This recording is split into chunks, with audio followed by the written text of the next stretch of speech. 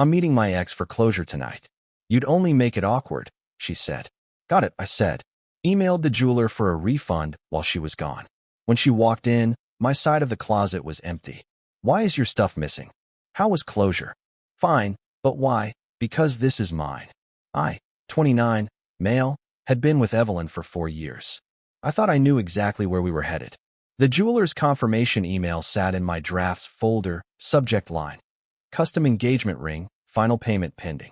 I had been planning the proposal for 3 months. Beach at sunset. Her favorite restaurant after. The works. Then she came home on a Tuesday night, dropped her bag by the door, and said 6 words that flipped everything.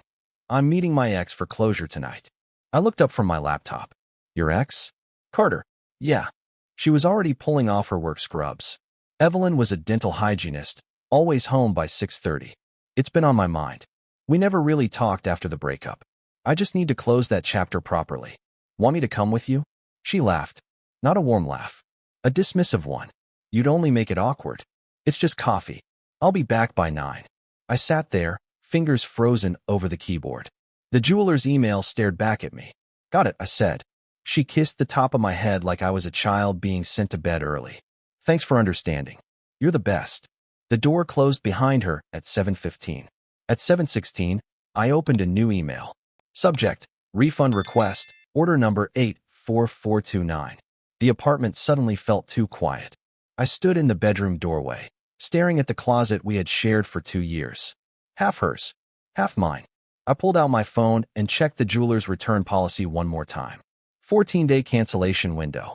Full refund minus a 10% restocking fee. I hit send. Then I opened the closet and started packing. I met Evelyn in college. She was a year behind me, studying dental hygiene while I finished my degree in software engineering. We started dating in my senior year, right before I landed my first job at a tech startup in the city. She moved in with me a year later, into a 1-bedroom apartment in a neighborhood we both loved. Rent was $2,200 a month, split evenly. We had a routine. We had plans. We had, I thought, a future. Evelyn talked about marriage sometimes. Casual mentions, like when her cousin got engaged or when we walked past a jewelry store. One day, she would say, squeezing my hand. I took that seriously. I saved for the ring. I researched proposals. I asked her best friend what kind of stone she liked. Sapphire, it turned out. Not diamond. That detail mattered to me. The custom ring cost $4,300. I had been saving for 8 months. $200 from every paycheck, tucked away in a separate account she did not know about. The jeweler sent progress photos. First the band, then the setting. Finally, the stone placement. It was supposed to be ready in 2 weeks. But there were small cracks I did not pay attention to. 3 months ago, Carter's name started appearing in conversation. Carter texted me out of nowhere. She said one morning over coffee. Just to say hi. I did not think much of it. People reconnect. It happens. Then it was, Carter's in town for work. He asked if we could grab lunch. Did you go? I asked. No, she said quickly. I told him I was busy. I believed her. 2 weeks ago, his name came up again. Carter sent me this article about oral health trends. He remembered I'm in the field. That's nice of him, I said, even though something in my chest tightened. She smiled. He's always been thoughtful. I let it go. I was finalizing the ring order. I was picking a date. I was thinking about how to ask her father for permission, even though she had told me once that tradition was outdated. I wanted to do it anyway. I had already called her dad. We met for lunch 2 Saturdays ago. I was nervous, sweating through my shirt, even though the restaurant was cold. He ordered a bourbon. I ordered water. Sir, I want to ask Evelyn to marry me, I said. And I wanted your blessing first. He studied me for a long moment. Then he smiled. You have it. Take care of her. I shook his hand. I felt like I was floating when I left that restaurant. Last week, she mentioned closure. Carter and I never really ended things properly, she said while we were watching TV. We just sort of stopped talking. I think that's why it still feels unfinished. Do you need to finish it? I asked. Maybe, she said. For my own peace of mind. I did not argue. I thought peace of mind was something you found by moving forward, not by revisiting the past. But I kept that thought to myself. On Tuesday, she made the announcement. Meeting him tonight. Closure. I would make it awkward. Stay home. I said, got it. And I meant it. The packing was methodical. I started with clothes. folded each shirt, each pair of jeans, and placed them into the suitcase I kept under the bed. My side of the closet emptied slowly. Hanger swung loose. The space grew. I checked my watch. 7:45. She had been gone for 30 minutes. I thought about where she was right now, sitting across from Carter at some coffee shop, laughing at his jokes, talking about old times, maybe touching his hand across the table. Maybe not. It did not matter anymore. What mattered was the phrase she used. You'd only make it awkward. That phrase played on a loop in my head. I had supported her through everything. When her mother was sick, I drove her to the hospital every day for 2 weeks. When she hated her boss, I listened to her vent every night. When she wanted to take a pottery class, I signed up with her even though I had zero interest in pottery. But tonight, when she decided to meet her ex-boyfriend, I was an inconvenience. I pulled my suits out of the closet. 3 of them, dry cleaned and hung in garment bags. I laid them across the bed. My dress shoes went into a separate box. My ties, my belts, my watch case. Everything organized. Everything accounted for. Next, I packed my toiletries. Toothbrush, razor, deodorant, cologne. I left nothing behind. The bathroom counter looked lopsided now. Just her makeup bag, her hair dryer, her products lined up like soldiers. I checked my watch again. 8:10. She had been with him for 55 minutes. I moved to the kitchen. My coffee mugs. The cast iron skillet I brought from my old place. The knife set my parents gave me for my birthday. I wrapped each piece carefully in dish towels and placed them in boxes I found in the hallway closet. My laptop, chargers, books, the framed photo of my parents on the nightstand, the external hard drive with all my work files, the gaming console I bought last year. Everything that was mine, I took. I found the lease agreement in the desk drawer. Both our names were on it. Lease renewal was in 3 months. I pulled out my phone and took a photo of it. Evidence, in case I needed it later. The apartment was not ours anymore. It was hers. At 8:35, I sat on the edge of the bed and stared at my phone. The jeweler had already replied. Refund processed. Amount will appear in your account within 3 to 5 business days. Thank you for your business, and we're sorry to see you go. If circumstances change, we'd be happy to work with you again. I was not sorry, and circumstances would not change. I thought about the proposal I had planned. September 20th, her birthday weekend. We were supposed to drive to the coast. I had already booked the hotel. Ocean view, king bed, champagne on arrival. I was going to propose on the beach at sunset, right where we had our first weekend trip together. That moment was gone now. Not because she said no. Because she said, you'd only make it awkward. That sentence told me everything I needed to know. I was an inconvenience. A spectator. Someone to stay home while she sorted out unfinished business with another man. I stood up and did a final sweep of the apartment. Checked the bathroom. Checked the kitchen. Checked the bedroom. My presence had been erased. It looked like a single woman lived here now. I loaded the last box into my car at 8:52. The trunk was full. The back seat was packed. I had been living here for 2 years, but apparently everything I owned fit into a Honda Accord. I went back inside one more time. Stood in the living room. Looked at the couch where we watched movies. The table where we ate dinner. The window where we used to stand and watch the city lights. None of it felt like home anymore. At 9:03, I heard her key in the lock. I was sitting on the couch when she walked in. Her face was calm, relaxed even. She smiled at me. Hey, miss me. How was closure? I asked. Fine, she said, dropping her purse on the counter. We talked. It was good. I feel better. Good, I said. She walked toward the bedroom, probably to change into pajamas. I heard her footsteps stop, then silence. Then her voice, confused and sharp. Why is your stuff missing? I stood up and walked to the doorway. She was staring at the empty side of the closet, her hand gripping the doorframe. Why is your stuff missing? She repeated, louder this time. Because this is mine, I said. She turned to face me. What are you talking about? Where did you put everything? In my car. Her face went pale. Your car? What? You went to get closure with Carter, I said. I thought I'd get some of my own. Update 1. What does that even mean? Her voice cracked. We were just talking. It was coffee. I told you I'd be back by 9. You did, I said. And you were. But that's not the point. Then what is the point? She shouted. I kept my voice level. The point is, you told me I'd make it awkward. You prioritized his comfort over mine. You went to meet your ex and told your boyfriend to stay home. That's not what I meant, she said quickly. I just didn't want it to be weird. You're twisting this. I'm not twisting anything, I said. I'm listening to exactly what you said. She stared at me, eyes wide, hands shaking. So what, you're leaving? Over one conversation. Not over one conversation, I said. Over the fact that when it mattered, you chose him. I didn't choose him, she snapped. I chose to have a conversation. That's it. And I chose to have one too, I said. With the jeweler. Her breath caught. What jeweler? I pulled out my phone and showed her the refund confirmation email. She read it twice, her face shifting from confusion to horror. You were going to propose? She whispered. I said. Not anymore. She grabbed the phone from my hand, scrolling through the email like she was searching for proof that it was fake. Order number 84429.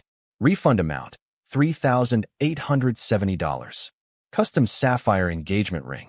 She looked up at me. Sapphire. You remembered.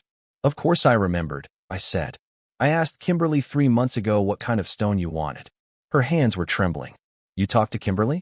You've been planning this for 3 months. I've been planning it for longer than that, I said. I asked your father for his blessing 2 weeks ago. She dropped the phone. It clattered on the hardwood floor. My dad knows. He did, I said. I'll call him tomorrow and tell him the engagement's off. Evelyn sank onto the bed, her face in her hands. This can't be happening. This isn't real. It is, I said. She looked up at me, tears streaming down her face. Over coffee? You're throwing away for years, a proposal, our entire future over coffee with my ex. I'm not throwing anything away, I said. You did that when you told me to stay home. She shook her head violently. This is insane. You're being insane. I came back. I'm here. I chose you. You came back because the conversation ended, I said. Not because you wanted to be here. That's not true. She stood up, stepping toward me. I love you. I was always coming back to you. Were you? I asked. She stopped. What does that mean? It means Carter's name has been in every other conversation for 3 months, I said. And tonight, when he asked you to meet him, you didn't hesitate. You didn't ask me how I felt.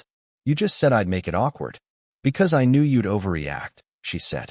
Like you're doing right now. This isn't overreacting, I said. This is me deciding I deserve better than being an afterthought. She grabbed my arm. Please, don't do this. We can talk about it. I'll block him. I'll never see him again. Just don't leave. I pulled my arm away gently. It's too late for that. It's not, she begged. It's not too late. I'll do anything. I'll delete his number. I'll change jobs if I have to. I'll prove to you that you're the only one I want. You already had the chance to prove that, I said. Tonight. You chose not to. Her face crumpled. I made a mistake. One mistake. After 4 years, doesn't that count for something? It does, I said. That's why this hurts. But a mistake doesn't erase what you said. And what you said told me everything I need to know about where I stand. She sank back onto the bed, sobbing into her hands. I stood there, watching her fall apart, and felt nothing. No anger. No sadness. Just clarity. I'll come back for the rest of my stuff this weekend, I said. I'll coordinate with you so we don't overlap. Where are you going? She asked through tears. My parents' place, I said. For now. She looked up at me, mascara streaking her face. This is really it. You're really leaving. I am, I said. Because of Carter, she whispered. Because of you, I said. Carter was just the excuse you used to show me where I stand. I walked to the door. She called after me. Wait. Please. Just wait. I stopped, hand on the doorknob. I'm sorry, she said. I'm so sorry. I didn't mean to hurt you. I know, I said. But you did. I opened the door and left. Behind me, I heard her collapse into sobs. I did not turn around. Update 2. By Wednesday morning, my phone was blowing up. Evelyn had told her best friend, Kimberly, who texted me at 7 a.m. What the hell happened? Evelyn is a mess. She said you left her over nothing. I replied. Ask her what she said to me before she left to meet her ex. 3 dots appeared, then disappeared, then appeared again. Finally, she said you told her to stay home?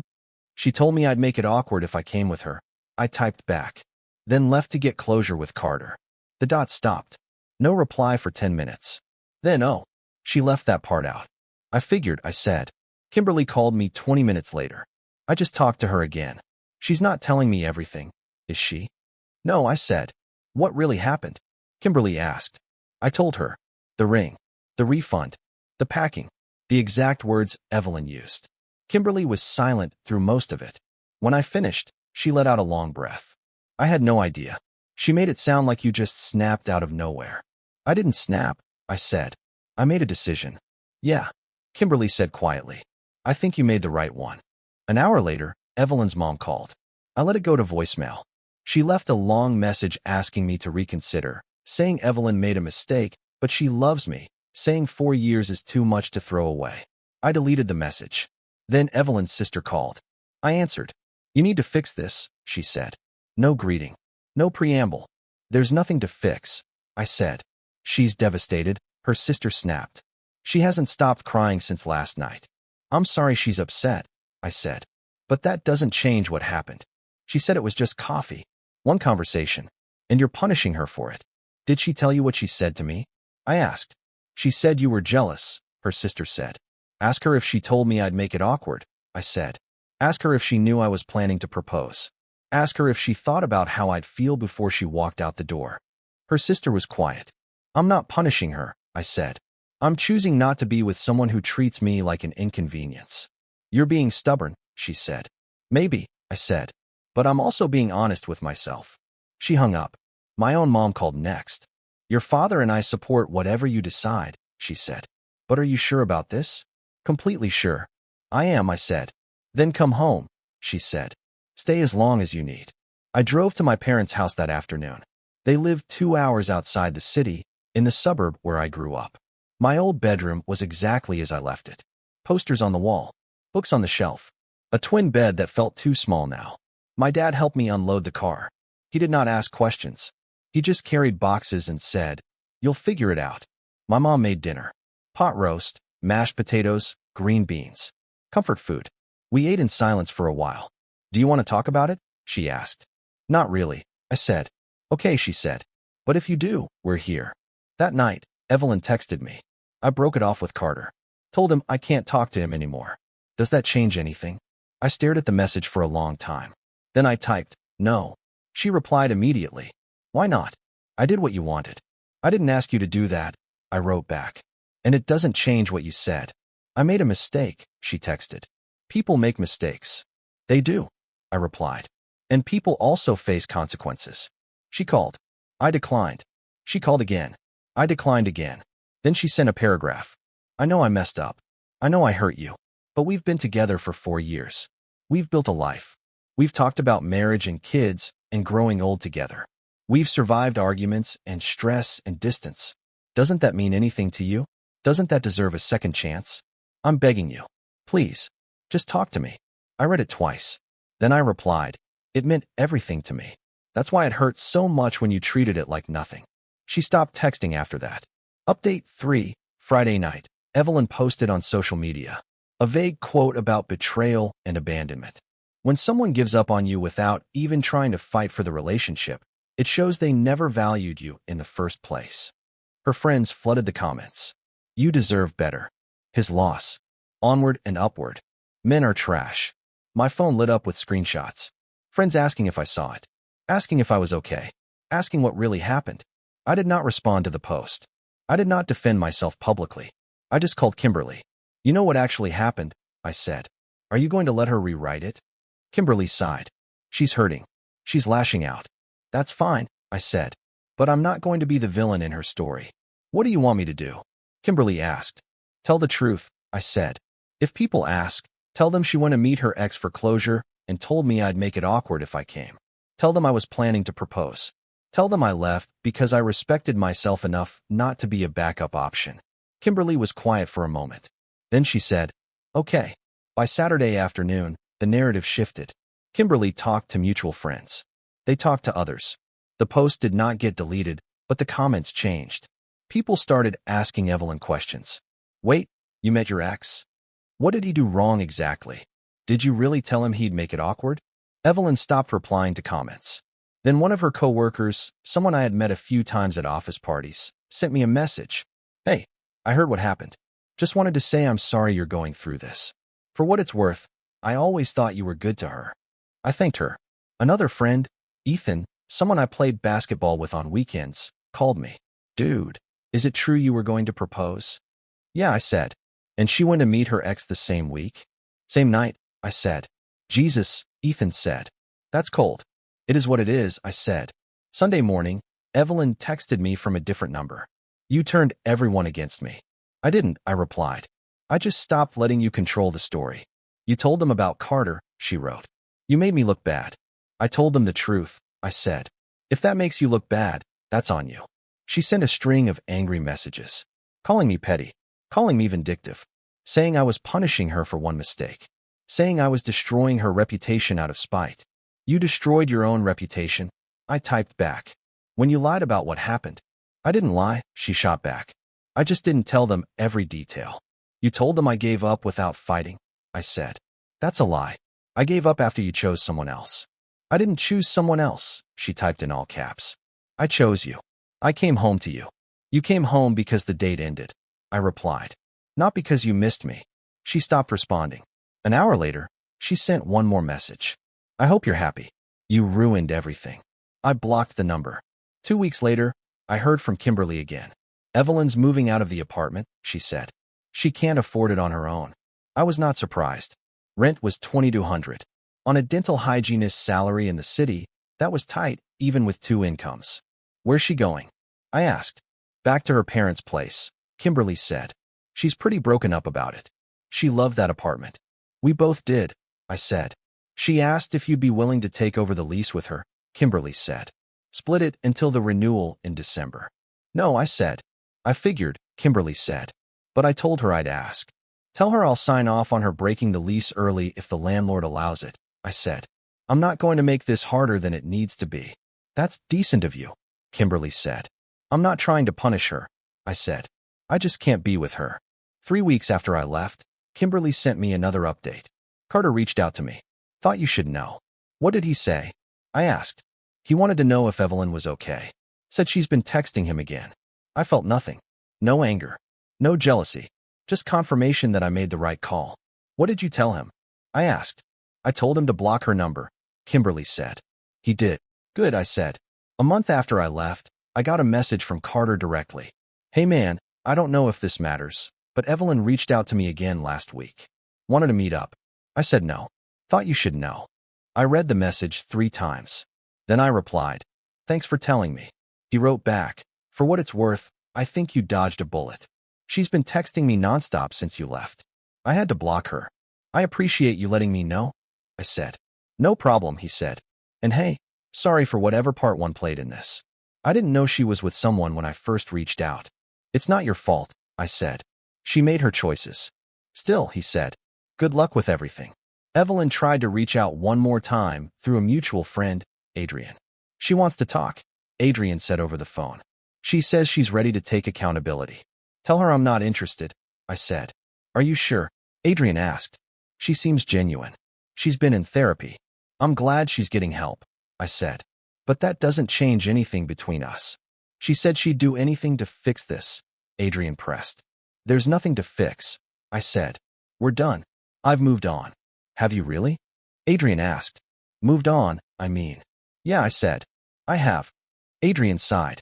All right, man. I'll tell her. Thanks, I said. The friend did not push further. By the end of the 2nd month, I stopped hearing her name. People moved on. The drama faded. Life continued. 3 months after I left, I got a promotion at work. Senior software engineer. 15% raise. My boss called it overdue. You've been putting in the work, he said during our one-on-one. This is well-deserved. I thanked him. The raise alone covered what I used to pay in rent. I had been staying with my parents, saving money, rebuilding. I used part of the refund from the ring to take a trip. Iceland. Solo. I had always wanted to go, but Evelyn hated the cold. Why would anyone willingly go somewhere that freezing, she used to say. I booked the flight the day after my promotion. October 15th. One-way ticket to Reykjavik. I would figure out the return later. I hiked glaciers. I soaked in hot springs. I watched the northern lights from a cabin in the middle of nowhere. The sky turned green and purple, ribbons of light dancing above me. I sat outside in the cold, wrapped in a blanket, and felt something I had not felt in months. Peace. On the last night of the trip, I sat by a fire in the cabin and thought about the proposal that never happened. The beach. The restaurant. The sapphire ring. It all felt like a different life now. A life I was supposed to have, but was never meant for. I did not miss Evelyn. I missed the idea of her. The version of her I had built in my head. The one who valued me. The one who would never say, "You'd only make it awkward." But that version did not exist. And I was done pretending she did. When I got back to the States, I started looking for my own place. One bedroom. Affordable. Close to work. I found a spot in a building with a rooftop deck and a view of the city. Rent was $1,400 a month. I signed the lease 2 weeks later. My mom helped me move in. "You seem lighter," she said, unpacking books onto a shelf. "I feel lighter," I said. "Good," she said. "You deserve that." My dad brought over a housewarming gift. A new coffee maker. "For fresh starts," he said. I made my first cup that night. Sat on the couch in my new living room. No shared closet. No reminders of someone who did not choose me. Just me. My space. My peace. I started going out more. Reconnected with friends I had neglected during the relationship. Ethan invited me to join his rec league basketball team. I said yes. We played every Thursday night.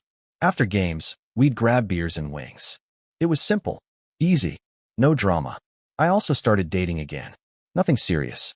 Just coffee dates, dinners, getting to know new people. I was honest with everyone. I just got out of a long relationship. I'm not looking for anything heavy right now. Most people appreciated the honesty.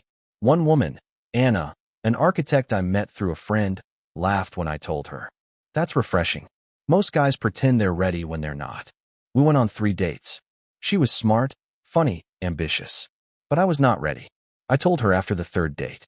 "I like you, but I don't think I'm in the right headspace for this yet." She smiled. "I respect that. Thanks for being honest." We stayed friends. A few weeks later, Kimberly reached out one last time. "Evelyn's seeing someone new," she said. "Thought you'd want to know." "Good for her," I said. And I meant it. "You're really over it, aren't you?" Kimberly asked. "I am," I said. "I was over it the second I hit send on that refund email." Kimberly laughed. "You're cold, you know that." "Maybe," I said. "Or maybe I just know my worth."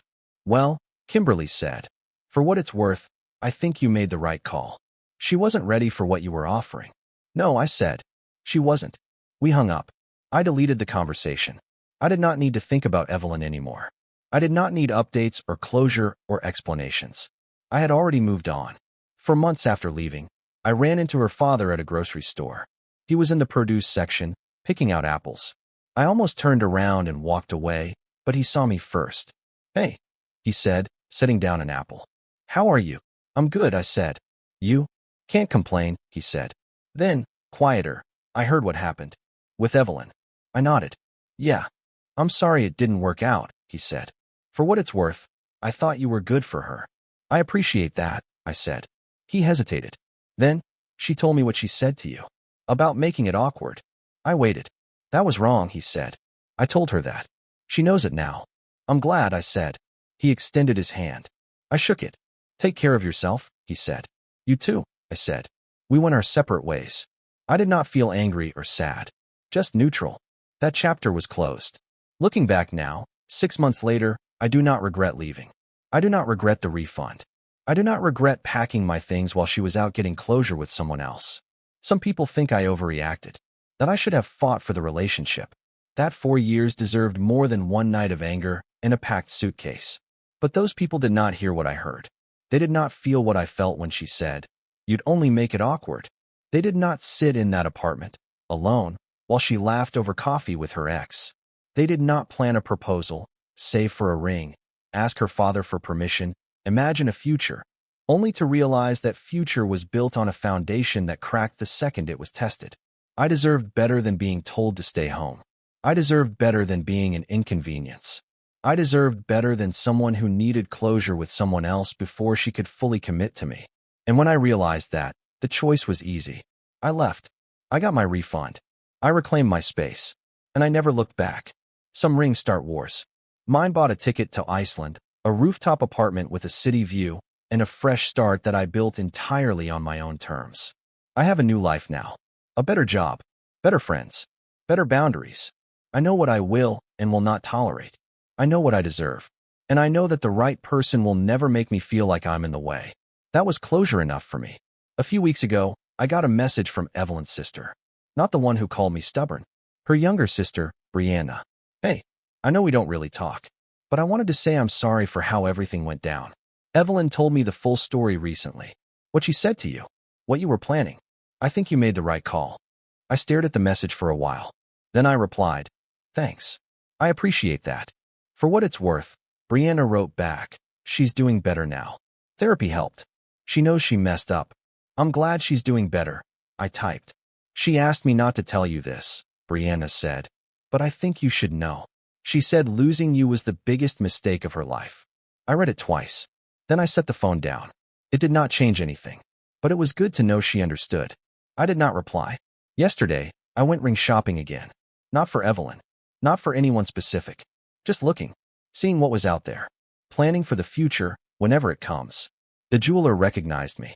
Back again, he asked. Maybe, I said. One day. He smiled. When you're ready, we'll be here. I left without buying anything. But for the first time in 6 months, I felt ready to think about it again. Not with Evelyn. Never with Evelyn.